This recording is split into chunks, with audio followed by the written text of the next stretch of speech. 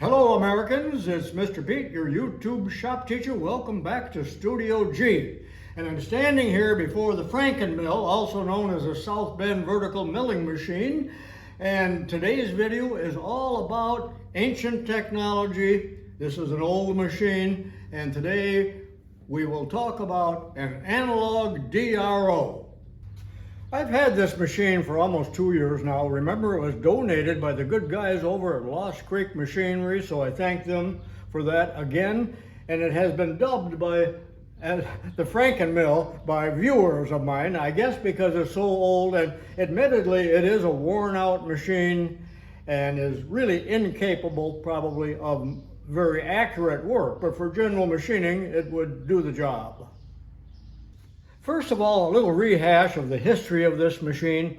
It came from K&K Engineering in Bloomington, Illinois, and it was purchased about 1965 or 66 when my brother Jan actually worked there during graduate school. I worked at another shop. He worked at K&K Engineering. They had to change the name of K&K Engineering because, in fact, there was no engineer on hand or that worked there. So it was changed to K&K Tool and Die at some point, and the K stood for Cooperschmidt. It was Freddie Cooperschmidt and his wife, K&K, get it?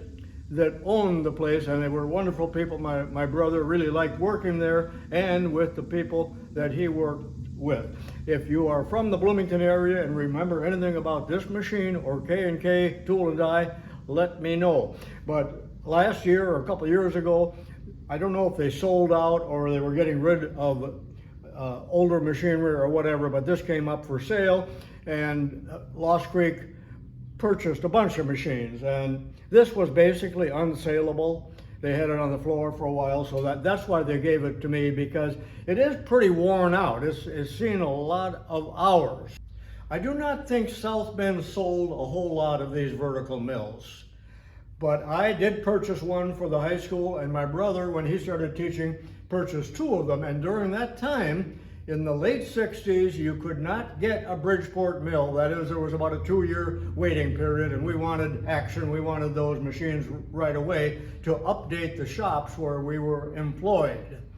So that's why we took a liking to these machines, because of that experience that I just described. So these really were great machines. Maybe not as good as a Bridgeport, but very easy for the kids to learn on. This one was equipped with several features that were options. One being the hydraulic feed for the quill, the other being, and I'll show you a picture of the power feed on the x-axis, and finally the archaic analog DRO, which is actually what I'm going to talk about here, and the introduction was too long, I know it. Let me review those options for you. In order to feed the quill down under power feed, if you're doing boring or drilling or something of that nature, there is a hydraulic system, and it's not really operable. I have played around with it, but this is part of the control right here. 1, 2, 3, there's all kinds of controls, but let me move the camera around the corner and show you the power source. So in this cabinet here, and I have removed the cover, which screws on, it doesn't lift right off, but there is the motor, 3-phase, and the hydraulic pump, and the tank, the lower part is the tank of oil. So it's really a very complicated system. And I know I've talked about this before, but the gearbox that you see over here, along with the motor, and I don't know how many speeds, but that is the power source for the power feed on the x-axis. There is no power feed on the y-axis. Now, by the time I bought the machine for my high school in about 69 or 70, they no longer use this very expensive, complicated system, but instead use what we see now as I think Servo made it. There was a motor right here. But from this view, you can see this extended gearbox here, and the lever to turn it on and off, and a little bit below here, another gearbox and a rod and another control over here. So really it's outrageously complicated, but it still works. Now, mind you, when this machine was built, they had not invented the digital readout yet. Can you imagine that? So instead of using a DRO electronic with scales and all of those complicated high-tech things, they used a system of measuring rods, micrometers, and dial indicators. Now, and that was set up for two axes, the X and the Y axis. The tray for the X-axis has been removed probably back before Watergate, but they didn't bother to take the other one off. So all of this demonstration will center around the tray and the rods here on the Y-axis. This is actually a two-part video, so be sure and watch the second part because I cannot cover it all in one video. So the part one that you're watching is all about an introduction to what we're doing here, and the details of actually using this system will be shown in part two. And the system of trays and measuring rods and indicators was widely used on jig boring machines years ago. But again, that's all ancient technology, and I can find nothing whatsoever about that. Please leave comments if you can elucidate on that. So here is what we call the tray or the trough. It's like a V shape. And we would use measuring rods like this along with an inside micrometer, and these rods are extremely accurate. Let me pull one out, and that's a 2-inch one, and they would lay in here in conjunction with other rods and the micrometer head, and there's a stop back here. And I'm going to take this off so I can explain it a little bit more thoroughly, maybe too thoroughly, as to how this works. But anyway, the whole principle here is that we are able to locate the work, that is the table or the vise, very accurately within a 0.5 on this machine, but in a jig borer within a 1/10 of a thousandth. This machine probably was not capable of that kind of accuracy even when it was brand new when you compare it with a jig borer. When Matt Krug gave this machine to me 2 years ago, many parts were missing, but here are the original indicator holders. One would have gone right here and the other one for the X-axis, but there's not much left of these, as you can see, and they're made of cast iron and very durable. And they hold a federal indicator, as you can see here. But about a year ago or so, a man by the name of Kurt Dietrich, a very generous man, donated this indicator. I think he said he got it from his uncle. It's a federal, it's in perfect condition, and it will be used in this video. And one thing I did notice about it is that there, and you won't be able to see it, but there is a cover here to protect it when not in use, heavy cast iron. However, if you do have it open and a hot chip hits it, it will damage or burn its way into the top of the indicator lens. In fact, there is a tiny little crescent on there caused by a hot chip. Enough on that, but the idea here is you better keep this thing protected when you're not using it so you don't drop a wrench on it or damage it in any way. Another thing I want to point out here, that this indicator reads only to the thousandth, which means that you can work within a 0.5 but on jig borers, they probably have a larger diameter indicator, which is always helpful, and their indicators would read to the 1/10 of a thousandth.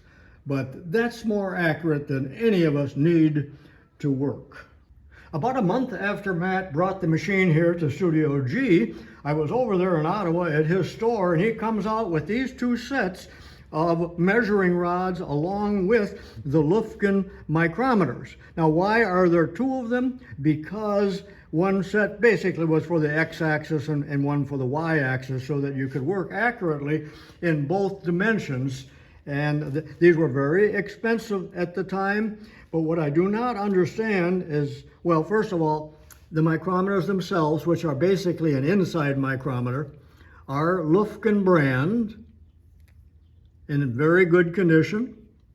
They read to the thousandth, not the 10th of a thousandth. But what I started to say, I do not understand, but there is absolutely no marks or manufacturers or sizes or anything there. I put the 2-inch on there so I could determine that myself, and these were lapped at the factory and are extremely accurate. However, they haven't been calibrated. Have they changed dimension? I doubt it. And Matt said that these were on the shelf for years and basically couldn't sell them. And you can find these pretty reasonable on eBay because people do not use this system anymore. But I want to show you something right now that was amazingly fortuitous. I spend a lot of time preparing to make a video. Maybe it doesn't show, but I've been preparing for this video for several weeks now, getting things together. And all of a sudden, in the mail, unexpectedly, I get a package from Mr. Latham Marks.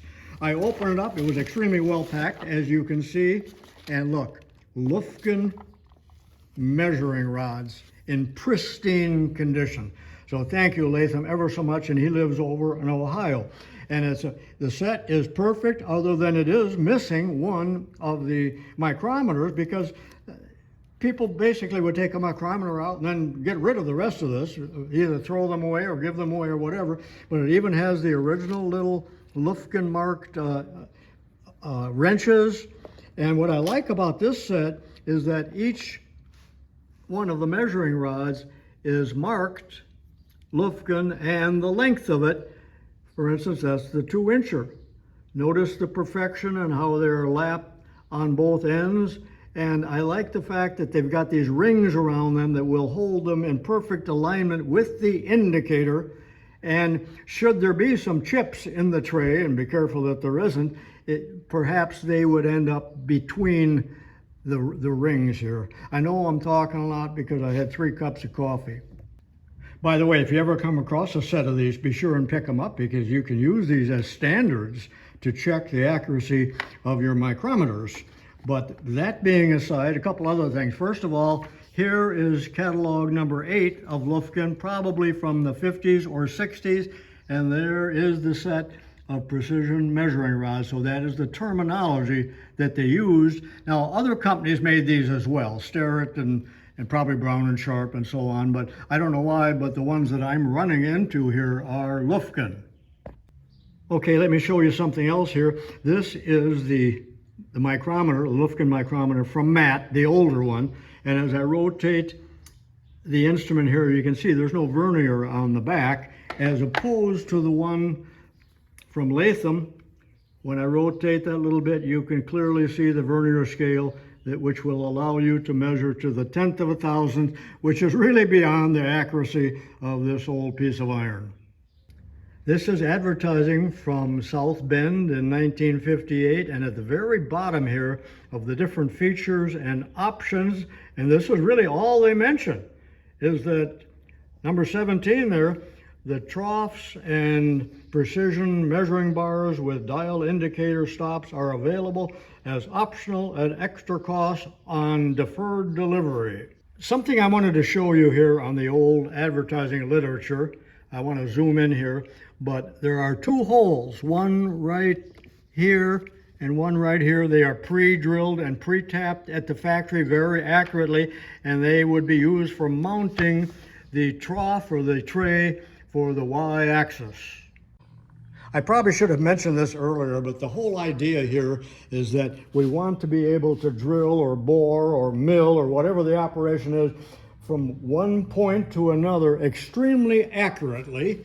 And that can be done simply with the dials here, and that is pretty accurate, especially when the machine is brand new and nothing is worn. But if we want even more accuracy, we would use a DRO, or some machines, for instance, an Index brand that I worked on when I was in college, it had vernier scales, one here and one down here, but you had to get down on your knees with a magnifying glass and a flashlight, and still very, very subject to human error compared to a digital readout.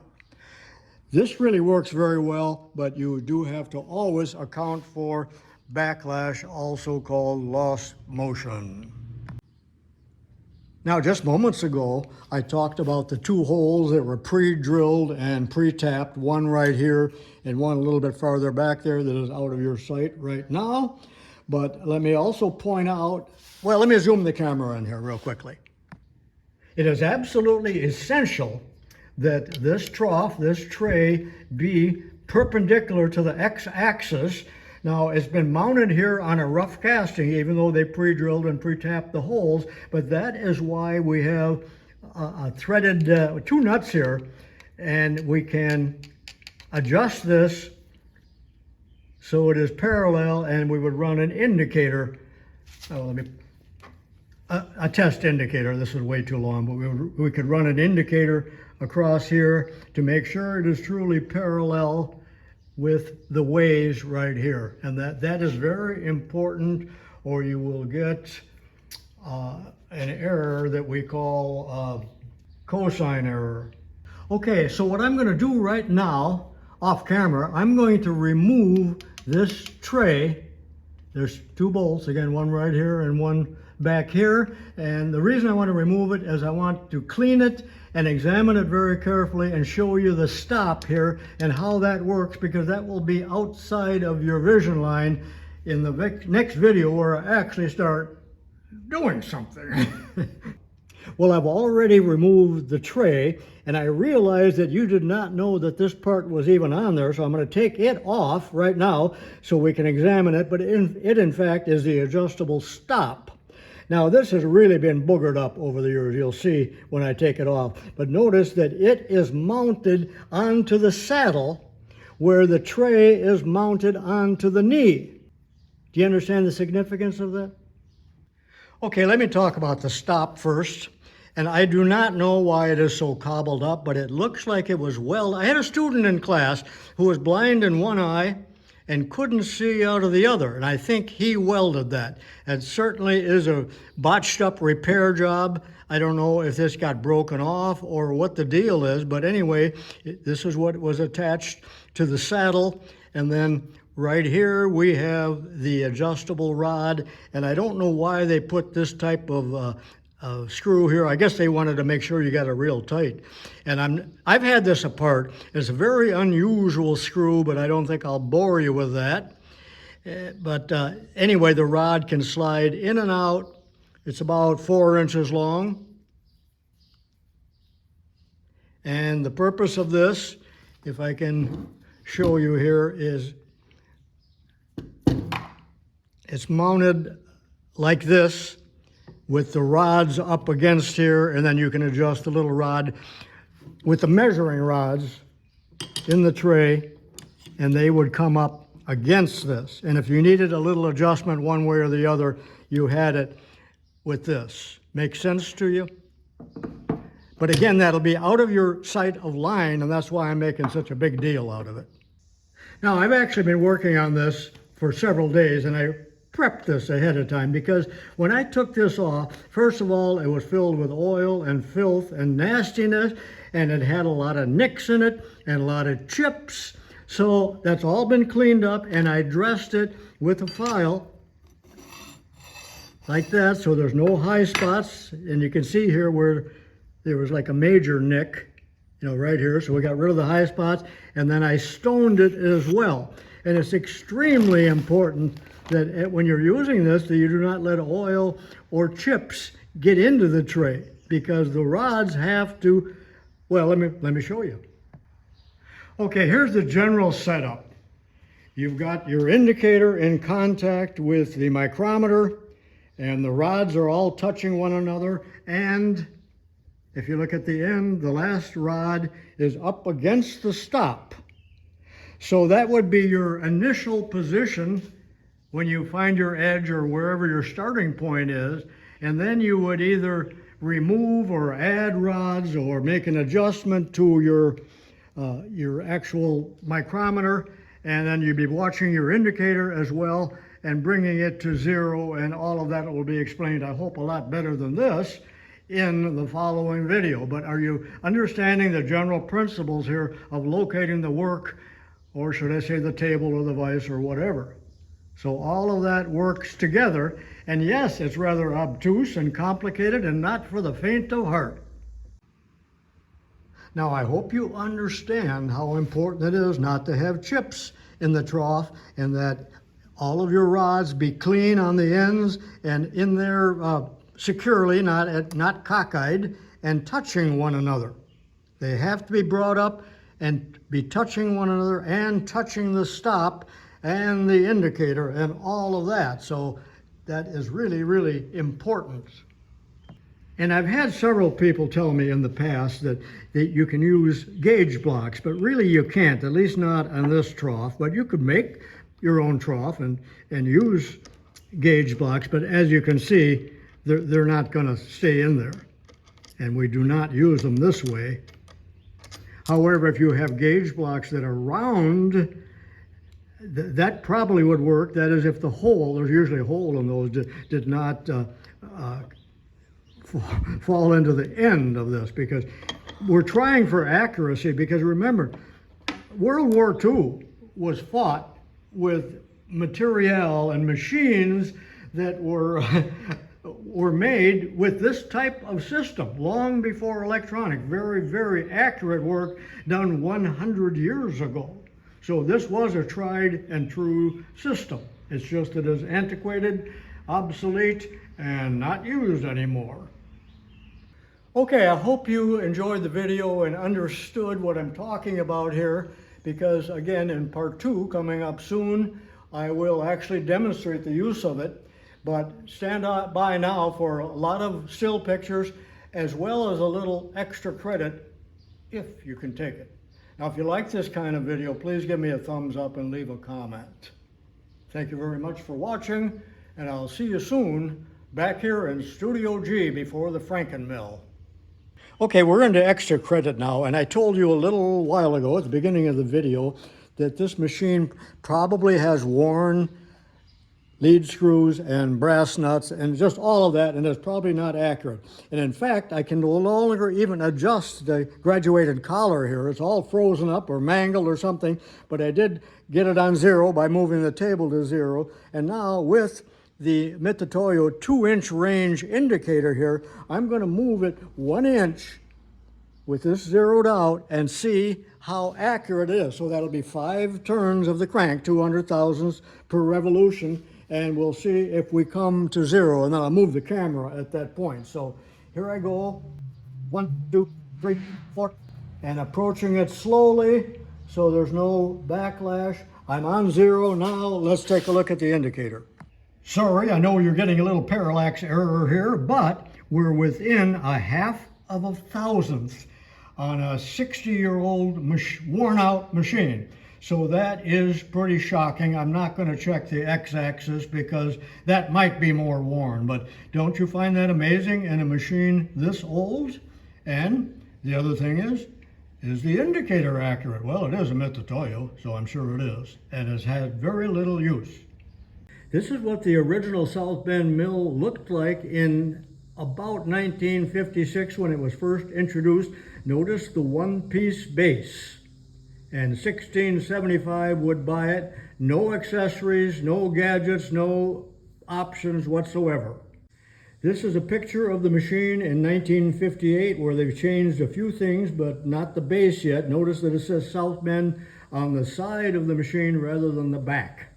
And this is another picture of it from 1958. Notice that they do show the hydraulic down feed on the quill and the power feed, but they do not show the measuring system at this time. Maybe it wasn't available and it was only in a flyer or an updated page of a catalog. I'm not sure. I do realize that this is a terrible picture to show you, but it's absolutely the only picture that I could find after scouring the internet. And actually someone sent this to me, but it's kind of a poor scan. But in this picture, and this was part of the South Bend directions, you can see the tray there, or you can see the tray for the x-axis and the lower one for the y-axis. And of course, I can only talk about the y-axis, not the x, although the principle is the same. And then here you can see the dial indicator set up, and also that is for the x-axis, which would be so much easier to give a demonstration on, because it would show up a lot better than standing on my knee, kneeling to try to show you some of these features. In extra credit now, someone asked me very recently if I had heard from my old girlfriend Sarah from out in Colorado. And yes, I finally did, and that'll be shown in this and that. But some of the pictures are bawdy, and that's why this is the only portion of a picture that I can actually put out to the public.